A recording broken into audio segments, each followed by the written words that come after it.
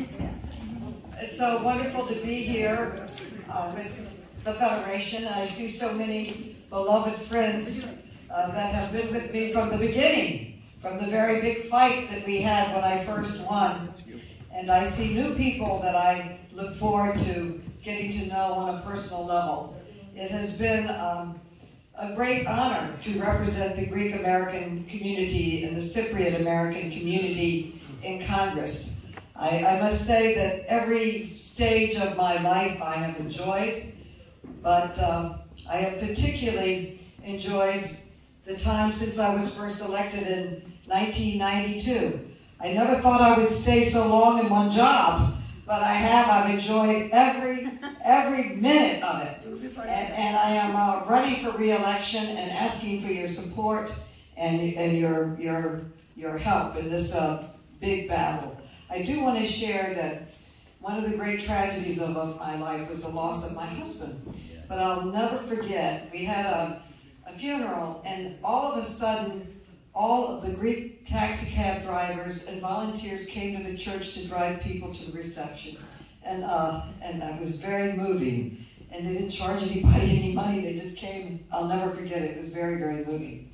But I will say that when I went to Greece, I remember, when I went to Congress and Greece, but when I went to Congress, I very much remembered the support of the Greek American and Cypriot American community. At the time, there were many bills and activities from the Turks attacking Greece in various ways. It was not unusual to show up in my office and have several members of the parliament from Greece sitting there about some outrage that was on the floor.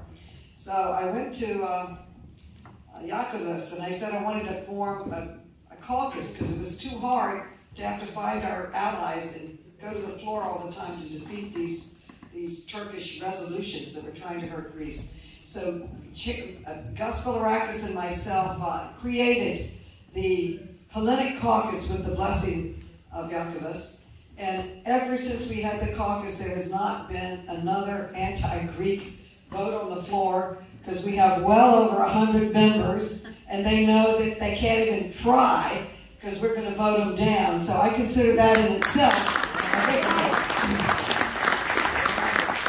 And one of the things the caucus is working on is not only to stop Turkey from getting the fighter planes, which we succeeded in so far, but I put in legislation that I'm not going to call them the Elgin marbles. The Greek marbles belong in Greece.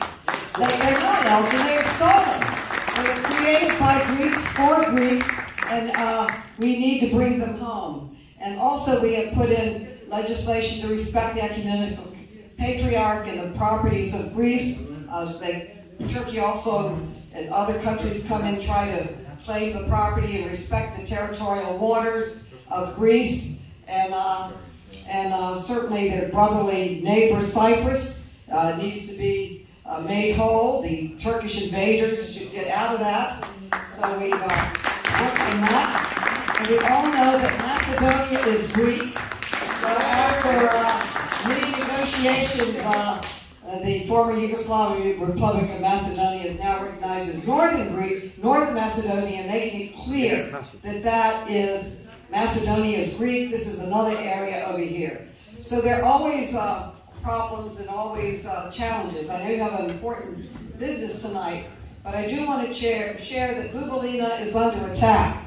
Now, I don't deserve the name Bubalina. The real Bubalina would blow up the Turkish ships, although I would like to do that too, but I don't know how to do it. But she was a real fighter. She was the only admiral in Greek history, only woman admiral, I should say. And she was a great fighter. But the so-called Justice Democrats and the Socialist Democrats are raging a terrible battle about me. So I'm out there campaigning. I like a fight. I'm going to fight to the end. I think I'm going to win. But if I lose, I will support whoever will make me the ambassador to Greece and Cyprus. I will never leave you. We will always be there working with Greece. You've been wonderful friends to me, gorgeous friends to me.